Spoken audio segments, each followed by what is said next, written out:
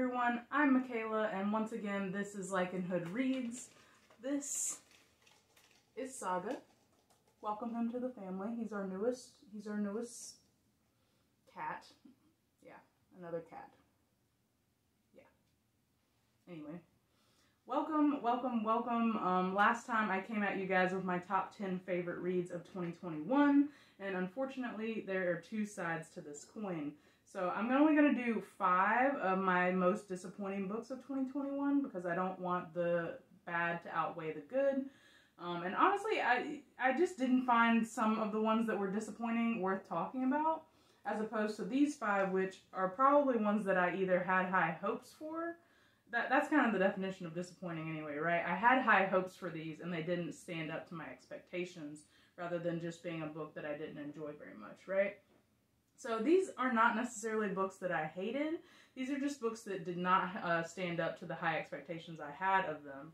So it's not to say they're not even good or not worth reading, just that they're not as good as I had hoped they would be. I'm just going to go ahead and jump in here. Number 1 is going to be Skullsworn, and that is by Brian Staveley. So Skullsworn is actually a part of the Chronicles of the Unhewn universe, which you guys, if you've been watching my videos, know I was obsessed with that trilogy this year.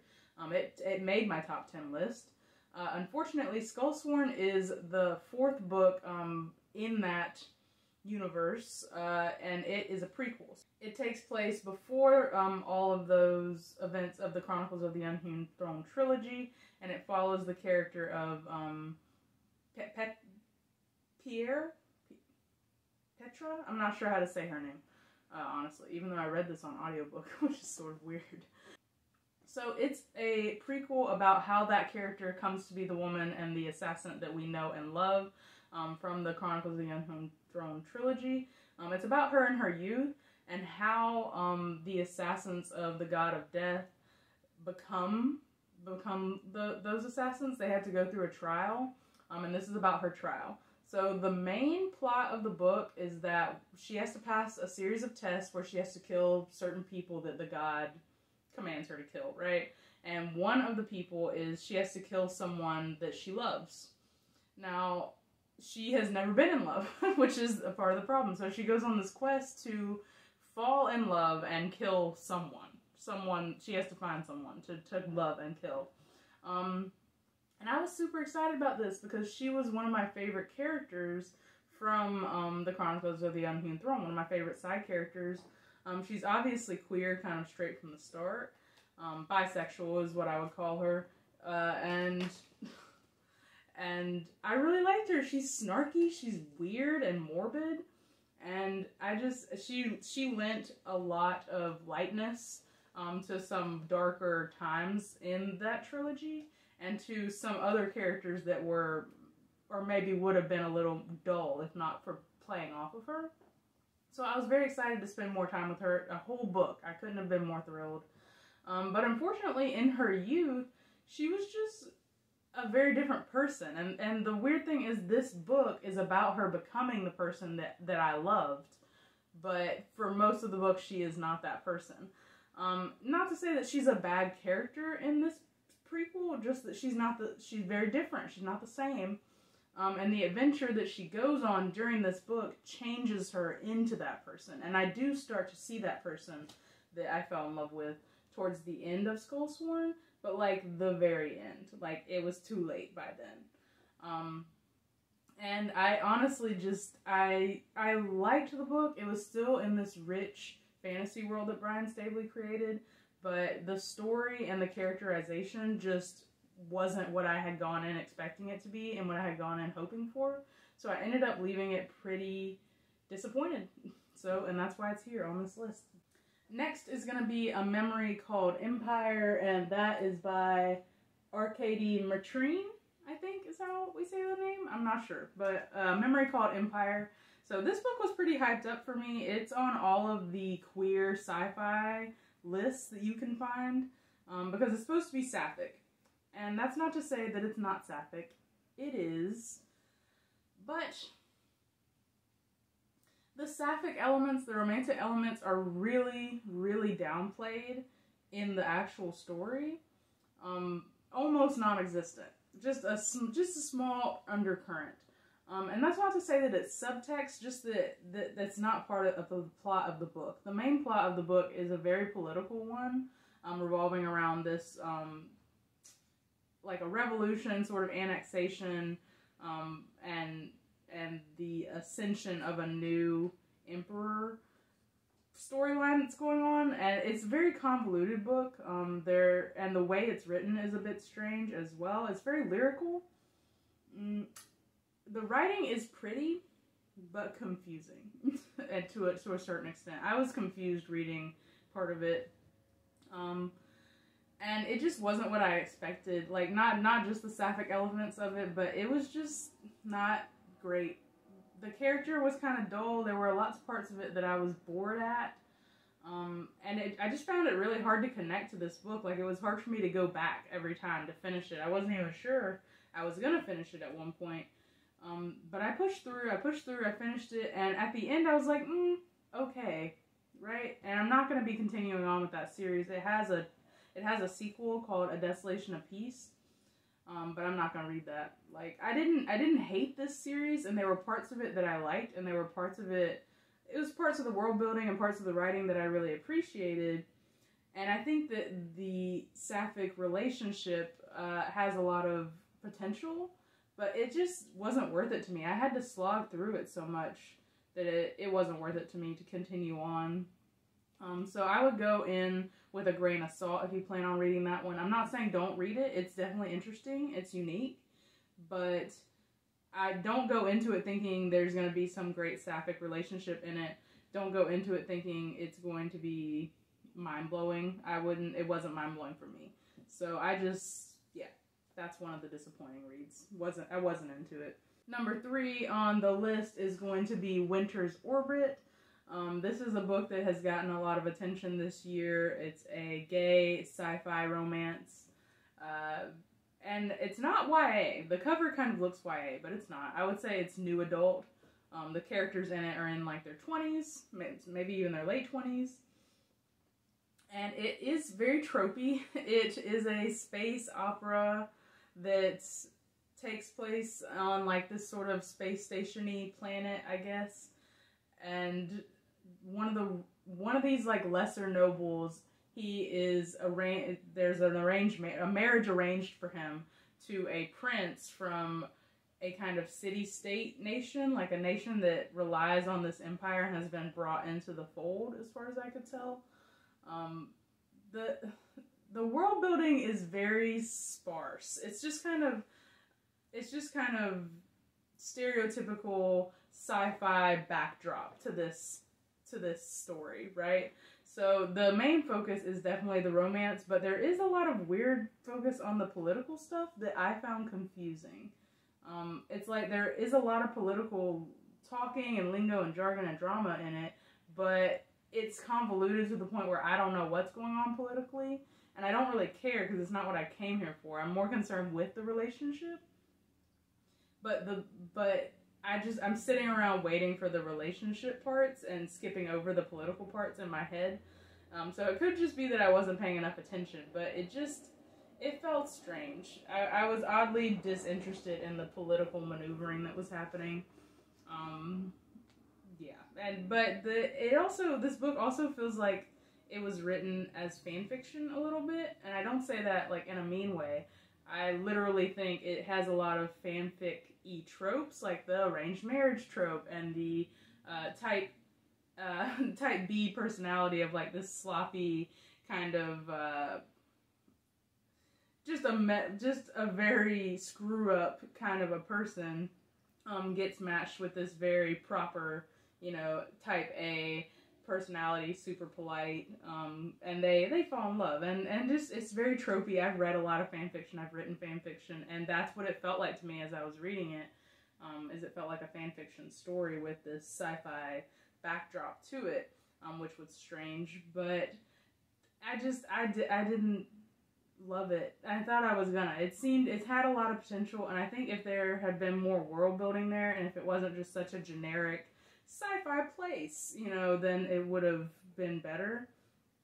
The characters were good though, and I liked their relationship too. I liked their pairing, and they're falling in love, and the sort of hijinks, like misunderstandings, shenanigans that you would expect from fanfic or from a really tropey romance novel. Those were there, and those were enjoyable and done well. But overall, just my expectations for the book were in a very different place than what the book ended up being, so I was disappointed with it. Number 4 most disappointing book of 2021 is going to be Ace of Spades. Don't hurt me. I'm sorry. I wasn't crazy about it, right? So this book was being talked about a lot back in the fall. It's still being talked about. It's a YA social thriller, kind of dark academia vibes. It's about these two black students that are going to this private school, and they start getting threatening messages. It's sort of like Gossip Girl or Pretty Little Liars, where someone anonymous is messaging them, threatening them, blackmailing them, revealing their secrets. And it's their senior year at this fancy private school, and they're trying to like plan their future or whatever, and it's just not working because like they're just being exposed. But it turns out they're the only 2 black students at this school, so it starts to feel like a racial thing as the story goes on. So this book got a lot of comparisons to Get Out and Pretty Little Liars or Gossip Girl kind of mixed together, which I think is a good comparison to put on it. And there were some, and this story's like started off, like the concept of this story was really strong. The vibes were there, sort of dark academia, mysterious, not quite horror. I wouldn't use the word horror unless you're talking about maybe like social or psychological horror. But like the vibes were there. But it is overall a very YA book. And the 2 main characters are queer, which I found pleasantly surprising. I knew that going in, but the way it sort of unfolds is nice. However, like the female main character, her relationship feels super shallow and kind of gets dropped off towards the end, and it just feels really unresolved.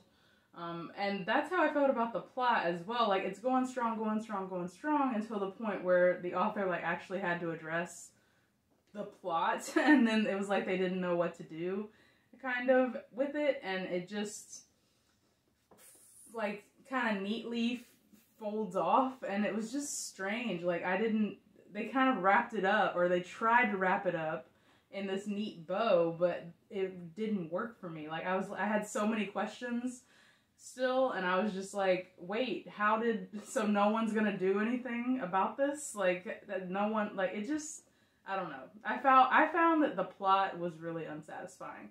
The vibes were there, the characters were okay, not great, they were okay, the relationships were not great, but it was really the plot that failed for me in this book. I just needed so much more from it, and it felt very unbelievable. In the end, like the whole thing, the way it turns out to be, just felt not there for me. I read it for October, and I had super high expectations for it. It's got an awesome cover. I had heard great things on BookTube, but it wasn't happening for me. Too much hype, I guess. Okay, last but not least, number 5 of my 5 most disappointing reads of 2021 is going to be Outlawed. Now, this is a book that I didn't have super high expectations for. I just kind of wanted to read it because it was gay and it was a Western, and that's not 2 words you hear together very much. I also played Red Dead Redemption 2 a lot at the end of last year and the beginning of this year, and so I was in the mood for like some Western stuff, and I wanted a gay Western, and there are not many of those, and this book happened to be coming out, so I picked it up. And it was not that good, unfortunately. It is about this woman. It talks a lot about, like, the way women were treated in the Wild Wild West. Not just women, but other queer folks. Like, more effeminate men. Of course, gay men, gay women, sort of butchier women, how they were treated. Unisex individuals, intersex individuals, androgynous people, like, it's a gang of those sort of gender queer, just outside of the norm type people, and it talks a lot about, like, the expectations that were put on women to get married and have kids, and, you know, if they didn't want to do that, then the consequences of those actions were being exiled, essentially, if not forced into those actions against your will. And so this girl who doesn't want to get married and have kids, or she can't have kids, actually, she's barren, is what her big problem is. So her husband just sort of, more so her husband's family, they just decide that she's not a part of their family anymore because she can't have kids, and essentially exile her, and she's just left with nothing. So she joins the gang of Jesse James, or this Jesse James character, who is, I think, trans, or is a non-binary. I wasn't quite clear. That was something I didn't like also about the book, was just I wasn't clear on who, or like what these who these people were. I wasn't clear on what they were identifying as. And of course, back in the wild, they might not have had words for their identities, so I can understand that to a certain extent. There was just a lot of ambiguity in the book that I didn't really appreciate. I wanted to dig more into like who they were and how they were living their lives and why exactly they were a part of the Outlawed gang. And just the characterizations were super shallow, and I didn't get to know the characters very well. Not the main character, not the side characters. I just didn't get a good sense of them as I was reading. And that was disappointing, because I feel like so much didn't happen in this book. There's just not a lot of plot to it. Like, a couple of things happen, but it's not nearly as action-packed as you would think an Outlawed book, like a book about outlaws, would be. And despite not having a lot of action, there was also just not a lot of characterization in it either. And it just, the whole thing felt super shallow. And just, I came for so much more, and I didn't get a lot. I didn't get a lot out of it. So I was pretty disappointed by it, given the premise. Like, gay cowboy gang sounded great, and that's just not what I got. So I didn't like it very much. I didn't like the writing style. Yeah, that's number 5. So we have Skullsworn, A Memory Called Empire, Winter's Orbit, and Ace of Spades, and Outlawed. Those are going to be the 5 most disappointing books I read this year. Please let me know what books might have disappointed you this year down in the comments, and let me know if you liked any of these and what you liked about them. I'd be happy to discuss it. I could tell you more about why I didn't like them or why I wasn't vibing with it. Maybe you can give me some recommendations of books that are kind of like these but are more satisfying. That would be super. But it was good to see you guys. I'll be back with a 5 gayest books I read this year video. Thanks for joining me, everybody. Have happy holidays, have a safe new year, and I'll be seeing you soon. Bye.